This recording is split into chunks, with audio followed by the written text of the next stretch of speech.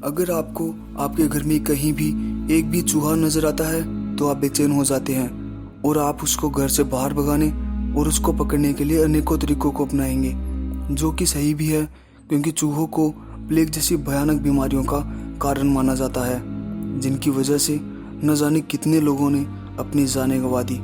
इसलिए इनका अपने से दूर रहना ज़्यादा बेहतर साबित होता है। लेकिन आज बात करेंगे ऐसे अजीबोगरीब मंदिर की जो भारत देश के राजस्थान राज्य में है और प्रसिद्ध है अपने अनगिनत चूहों की वजह से, जहां इतने चूहे रहते हैं कि मंदिर में आए भक्तों को एक एक कदम भी बड़ी सावधानी से रखना पड़ता है। हाय दोस्तों, मेरा नाम है अक्षय और स्वागत है आपका प्लेनेट अर्थ के एक और रहस्यमय एपिसोड में। देशनोक में स्थित करणी माता का मंदिर राजस्थान के ऐतिहासिक नगर बीकानेर से लगभग 30 किलोमीटर दूर देशनोक में स्थित करणी माता का मंदिर, जिसे चूहों वाली माता, चूहों वाला मंदिर और मूषक मंदिर के नाम से भी जाना जाता है, जिसका मूल कारण है यहाँ दिखाई देने वाले हजारों चूहे। इतने सारे चूहे एक साथ शायद ही हमें भारत या विश्व में अन्य किसी स्थान पर देखने को मिले।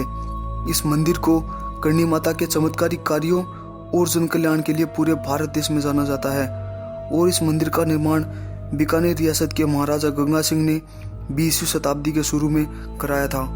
करणी माता, जिन्हें भक्त माँ जगदम्बा का अवतार मानते हैं, उनका जन्म सन 1387 में एक चारण परिवार में हुआ था। उनका बचपन का नाम रिगुभाई था।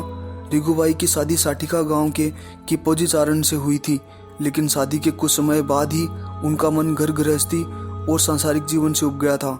इसीलिए उन्होंने किपोजी चारण की शादी अपनी छोटी बहन गुलाब से करवाकर खुद को माता की भक्ति और लोगों की सेवा में लगा दिया। उनके चमत्कारिक कार्यों की वजह से स्थानीय लोग उनको करणी माता के नाम से पूजने लगे। वर्तमान में जहाँ यह मंदिर स्थित है, वहाँ पर एक गुफा में करणी माता अपनी इष्ट देवी की पूजा किया करती थी। यह गुफा आज भी मंदिर परिसर में स्थित है।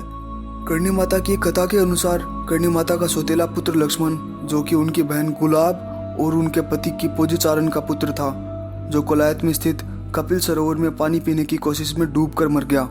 जब करणी माता को यह पता चला कि लक्ष्मण की मौत हो चुकी है, तब उन्होंने मृत्यु के देवता यमराज से बात की और लक्ष्मण को पुनः जीवित करने की प्रार्थना भी की।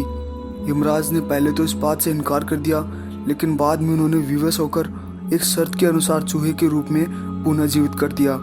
तब से करणी माता मंदिर के अंदर चूहों का छत्र राज है और इन चूहों को करणी माता के बेटे माना जाता है। मंदिर के अंदर प्रवेश करते ही हर जगह चूहे ही चूहे नजर आते हैं। चूहों की अधिकता का अंदाजा इसी बात से लगाया जा सकता है कि मंदिर के अंदर मुख्य प्रतिमा तक पहुंचने के लिए पैरों को घसीटकर चलना पड़ता है। यदि पैरों को उठाकर चला जाए तो कोई भी चूहा घायल हो सकता है, जो कि अशुभ माना जाता है। इस मंदिर के अंदर तकरीबन 20,000 काले चूहे रहते हैं, जिनके साथ कुछ सफ़ेद चूहे भी रहते हैं। इन सफ़ेद चूहों को ज़्यादा पवित्र माना जाता है। मान्यता के अनुसार यदि आपको सफ़ेद चूहा दिखाई दे जाए तो आपकी मनोकामना अवश्य पूर्ण हो जाएगी।